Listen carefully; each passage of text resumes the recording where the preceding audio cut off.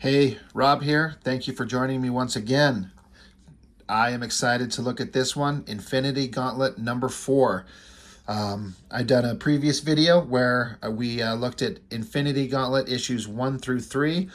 I was going to do 4, 5, and 6 all together like I did in that previous one, but that video went on for 45 minutes, and that was me really trying to kind of rush through it without missing anything, without skipping the important parts, and even me trying to get through it fast. It went on forever, so I decided to break up the final 4 so they can be shorter videos and not have myself feel like I'm rushed to get through it. This one is exciting because this is where the first part of the big battles occur, where Thanos takes on the heroes of the Marvel Universe, kind of like the movie itself, like in the Infinity War and Endgame and all of that stuff that went on. But there's some stuff that happens in this that I think is a lot more interesting in a lot of ways. I mean, the stories are crafted differently. We discussed that in the previous video, how there were so many interesting things they did in the books that I wish they could have put in the movies, but the way the stories are brought together, they're just too different. But there are many things that they do here that I wish could have made it into the movie. Let's just get started. The way the last page of the last issue was just all the heroes that arrived on scene to fight Thanos, and they're not going to mince words. They're not going to discuss anything. It's just time to attack. And it just jumps right into it. You got Thor, Fire-Lord, Namor, Iron Man. And, you know, Thanos, he sees them. He just smiles. He's like, what do you got? Bring it on. So they're going to attack. Namor's flying towards him. Thor throws his hammer. Fire-Lord shoots an energy blast. So does Iron Man, shoots his repulsor rays. Thanos just snaps and freezes time. It's irrelevant. It doesn't mean anything. There's the hammer and the laser beams and Namor coming, and he just goes up and just, with the evil smile, just touches Thor's hammer. Again, we all know this. Thanos has infinite power over everything. This is a battle, a physical battle with these guys. It's over before it even starts. It's completely irrelevant. And the way, I said this in the last episode, the way they portray Thanos' powers, it's way more powerful than they did in the movies. It's essentially the same thing, but they never really put Thanos in a place to do the big crazy stuff that he's able to do in the comics here. This page, so you got this big splash page, and it looks great. Like, you can see the guys, like, they're all frozen. This is where Thor is throwing his hammer. They're blasting. And, you know, it's all coming towards the direction where Thanos was. I am trying to see, where is Thanos in this image? Anyway, doesn't matter. But they got this text on here. It's hard to read. I don't think this was a great choice, but it says Cosmic Battle on the Edge of the Universe. Kind of hard to read, but I like the picture here. But again, Thanos froze everything in time. Same writer, but this time we got George Perez and Ron Lim joining in to draw the book. I wonder if George Perez just kind of got behind on his schedule and they had to have Ron Lim show up to help draw some of the book. And Ron Lim is good. I mean, George Perez is one of the greatest pencilers of comic books of all time, but Ron Lim was a good fill-in to help him get the book done. So the heroes showed up. Thanos just freezes time. Well, what now? You know, everyone, all the heroes are frozen, but Mephisto, Lady Death, Taraxia, they're all moving. They're looking. Like, you can see Scarlet Witch she's frozen, starting her powers. Cyclops, Doom, Wolverine, all the heroes. And the Watcher is just watching, and there's nothing he can do but observe. So Thanos, he's like, are these the best the universe could send against me? Such a puny force, but with but a thought I could terminate their annoying existences. And Mephisto points out that, don't forget that, you know, out there in space watching us is Adam Warlock and the Silver Surfer. Like, oh yeah, all that, you know, like, he's like, I don't care. And so he's like, this is just so annoying and stupid. Thanos is saying that. He's like, they should just be dispatched. He's about to snap and just wipe them all out. It's going to be done. But Mephisto says, hey, hold on a minute. This interruption might be a good opportunity. And Thanos is like, what do you mean? What opportunity do we have here? Mephisto says, you have power without limit, yet you still fail to win Mistress Death's heart. These buffoons may prove useful in changing that situation. Thanos is like, well, how?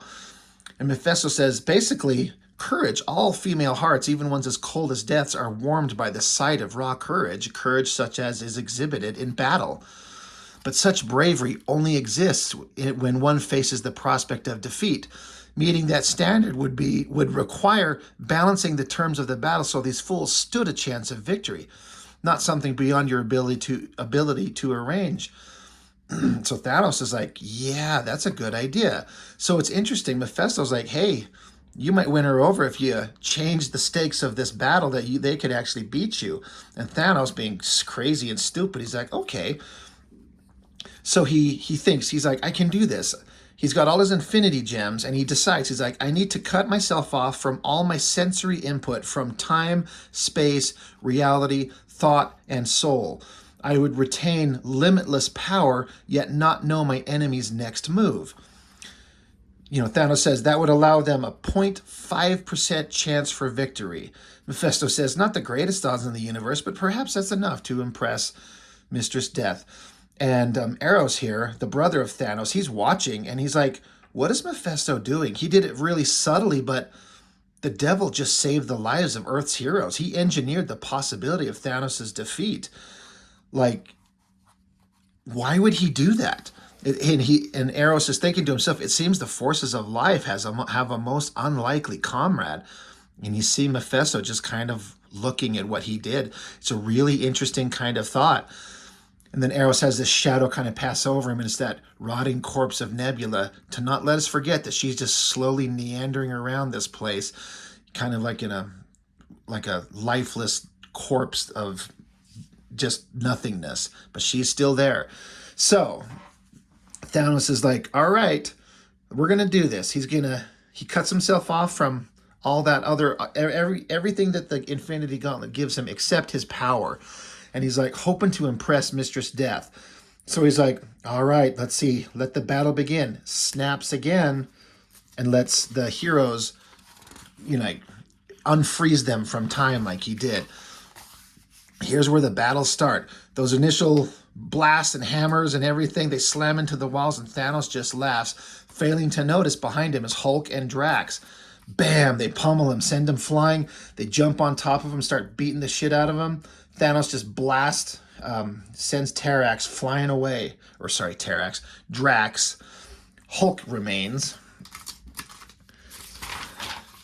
So Hulk just unloads on him, just pounding on him as hard as he can. And Hulk's like, this guy doesn't seem like such a hot shot. He doesn't look like much. He's like, he's not even trying to defend himself. But as he does, he realizes, wait, whoa. Thanos shrunk him down to just a little tiny guy and slams the ground into him to smash the Hulk.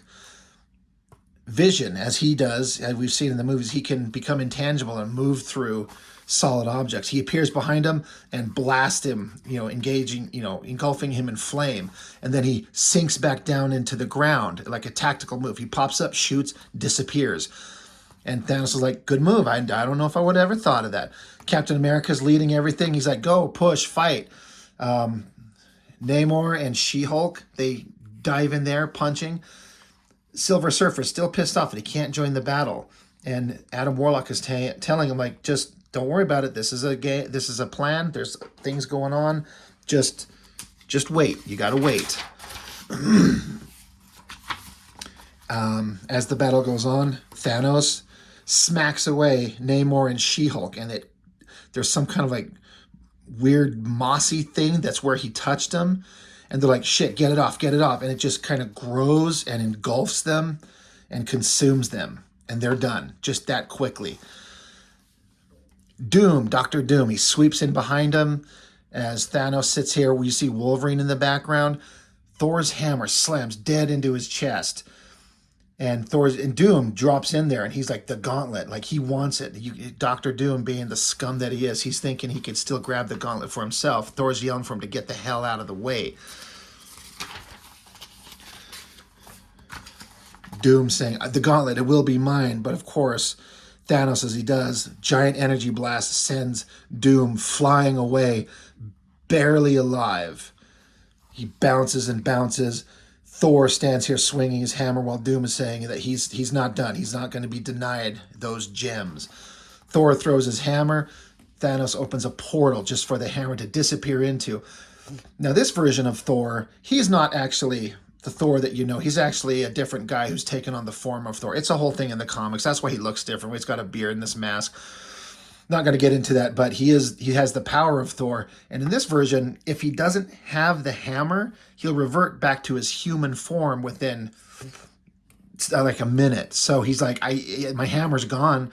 So he just starts pummeling him. He just starts wailing on him. He's like, I better make every moment count. And he's probably the most physically strong out of them all, him or the Hulk. So he's beating him, but Thanos just grabs him, tosses him away. Firelord shows up, shoots him. Thanos just smacks him away while he's distracted. Wolverine, just biding his time, waiting for his moment, sneaks up, boom, jabs him in his chest with his claws. It's not shown incredibly clearly, probably because they're trying to keep certain types of violence subdued. But I read it as he totally stabbed him in the chest. Like the text is saying, who would have thought that Wolverine would have been the one capable of dealing the death blow? But they're growling at each other, looking at each other straight on. Thanos just smiles. Wolverine recoils in pain because we thought maybe that would have been it. That is a killing move, but when you're Thanos with the Infinity Gauntlet, you can reduce Wolverine's bones to spongy rubber is how it says. Wolverine flops to the ground, helpless, basically lifeless. He's done. Dr. Doom here tries firing his lasers again at Thanos. And, you know, Thanos this is just funny.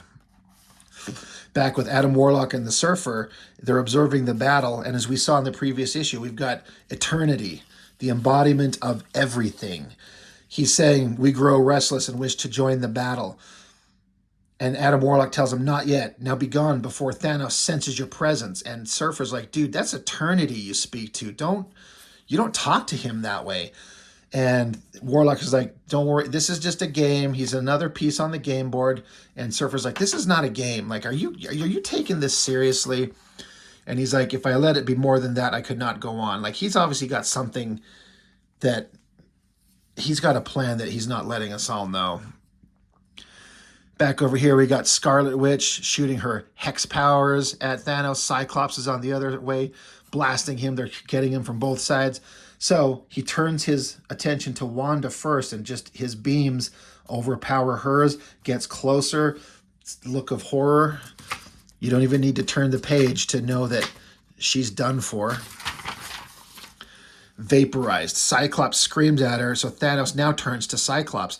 Now, Cyclops' powers, this is something that I think some people forget. His optic blast, they're not lasers. They're force beams. It's something that punches through things. It doesn't burn through things. And at full blast, it's incredibly powerful.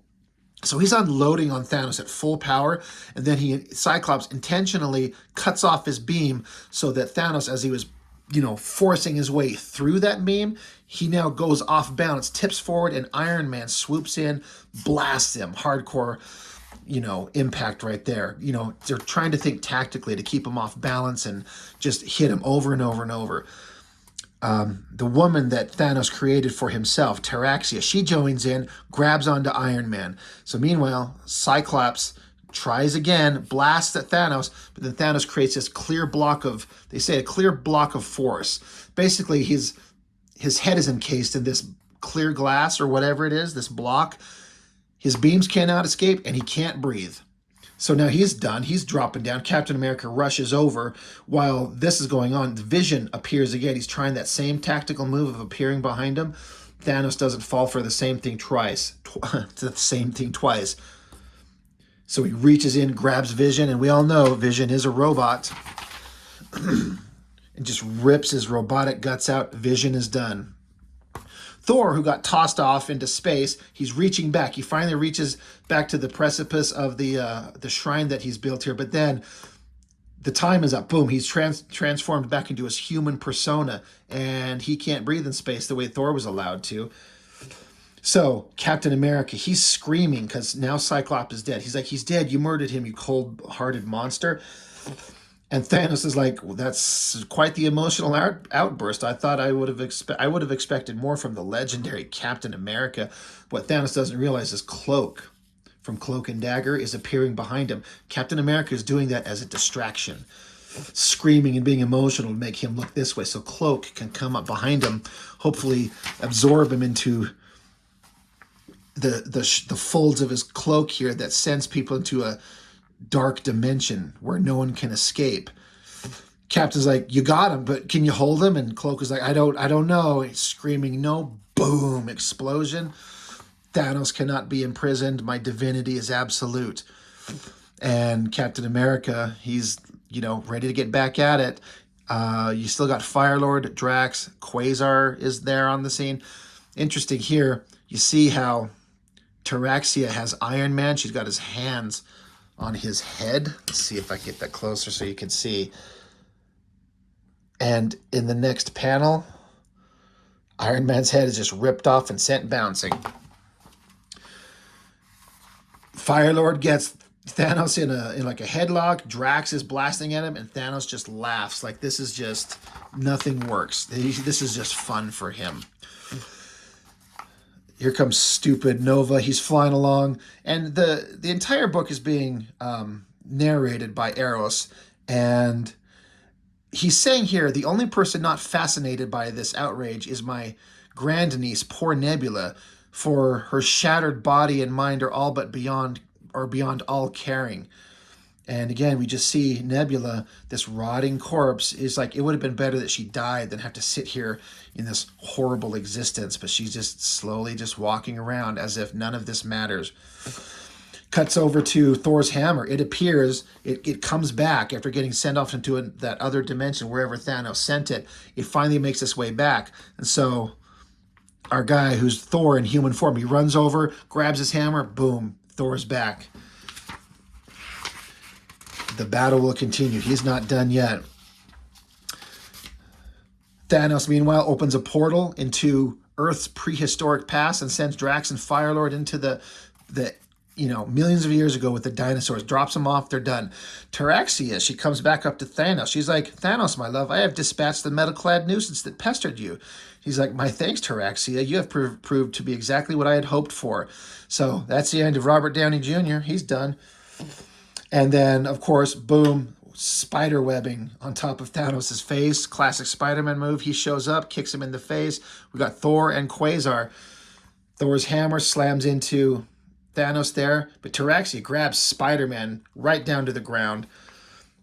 Thor is just hammering away on Thanos hard, and he's about to deliver what he hopes will be the death blow here. Raising his hammer, gathering his strength. He's going to do it. He's not going to be stopped. This is time for him to die. Thanos just, with a thought, turns him into glass. In the background, you can see Taraxia. She bashes Spider-Man upside the head with the rock, and you can see this hand here holding the rock, basically implying that she's killed him or going to kill him. That's the end of Spider-Man. Thanos smiles, thinks this is great. He's standing before Thor, getting ready to do his final thing. Here comes stupid Nova, gives him a solid punch, boom. Thanos is like, whatever, boom, turns him into a bunch of blocks, and he drops to the ground. Done. That's it for stupid Nova. Back to Thor. He readies his fist. Boom. Shatters the glass statue of Thor. There's the end of Thor. Quasar.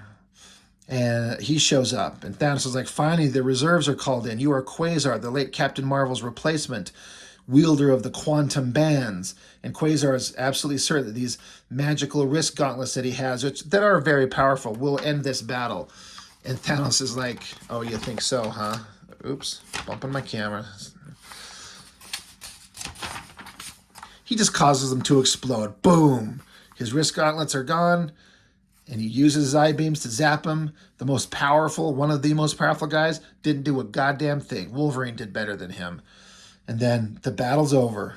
It's done. There's Wolverine's rubbery, spongy body, headless Iron Man, dead Spider-Man, Cyclops with the cube on his head that's killed him, the dead Vision. There's only one person left. Captain America. They exchange a couple of words. Thanos is there.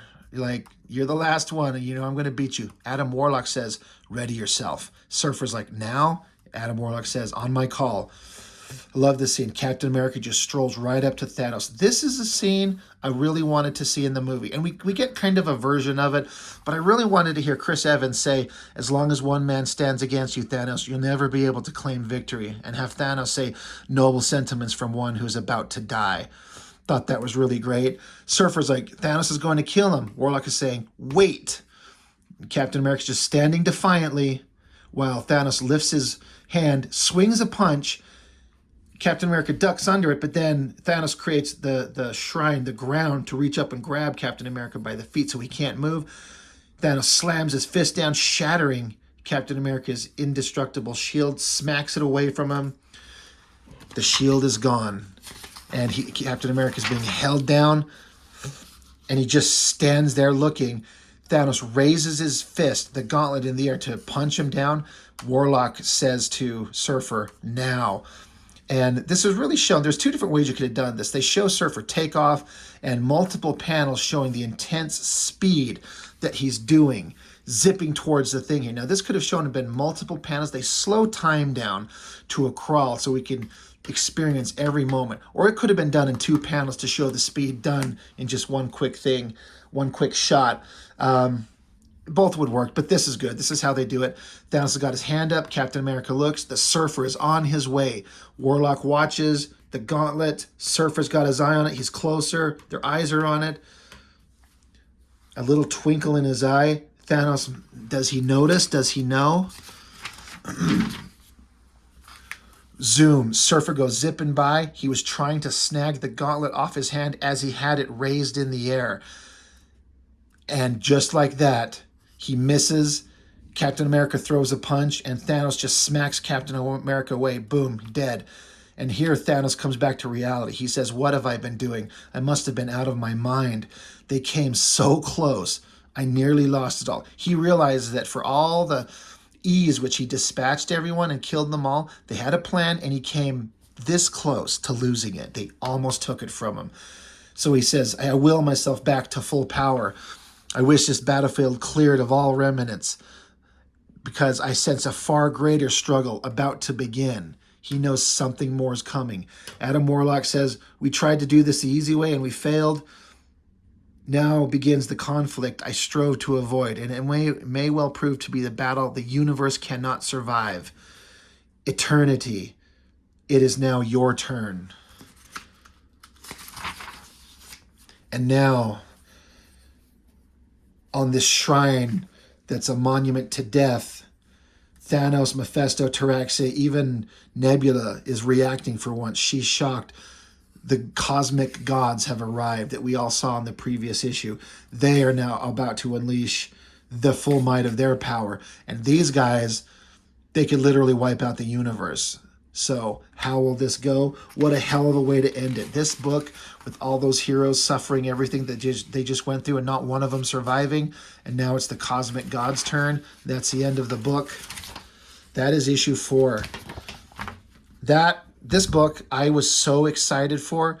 I remember when I went to the comic shop, we had the old school spinner rack. A lot of you may know what that is. Some of you may not, but you'd go into it's like a drugstore, and there was a spinner rack, just a thing books are just laid up on there. You'd spin through it. I went looking, hoping this was there. And so I was slowly going through it up each tier and then turning it and looking. While I was doing that, one of my buddies, who I go to high school with, he rolled up. He's like, hey, Rob, what's up, man? And he rolled up and he saw this copy of the book on the rack that I hadn't seen yet. He grabs it and he's like, oh, good, Infinity Gauntlet number 4. It was the last copy. And I was like, no, I was looking for that. He's like, I got it first. I was so mad. I was so pissed off that I just had turned the rack one more shift to the right because I would have seen it and I would have picked up this copy. I was so pissed off. I don't remember how I ended up getting a copy. I must have gone looking at like Kmart or something like that on the magazine rack and been lucky enough to find it, something to that effect. But I was so mad that I missed this issue. And then when I finally got to read it, all that battle that happened, all these heroes dying in these really horrible ways, It was so good. This is one of the most memorable comics from my youth. I think it's really great. And there's a lot of neat stuff that would have been cool if they could have put into the movies. And there's a few tiny things here and there, but it's a totally different story. But this is great. This was really good. So that's issue 4. Like I said, I'm not going to do issue 5 and 6 in the same video. Like I did 1 through 3 altogether, and that video went too long. So we'll just leave issue 4, and then we'll do issues 5 and 6 here real quick. Issue 5, just those cosmic gods standing to face down Thanos. How will that go? Very interesting. This is another great issue. The stakes really rise in that one. So anyway, that's all I've got. And have you read this? Did you read this series when it came out? What was your impressions when it came out? I thought this was great. This is one of the best stories I've ever read. And to this day, I still think it really holds up. So I'd like to know your thoughts on that. So that's everything I've got for now. Thank you so much for watching, and we'll see you on the next one.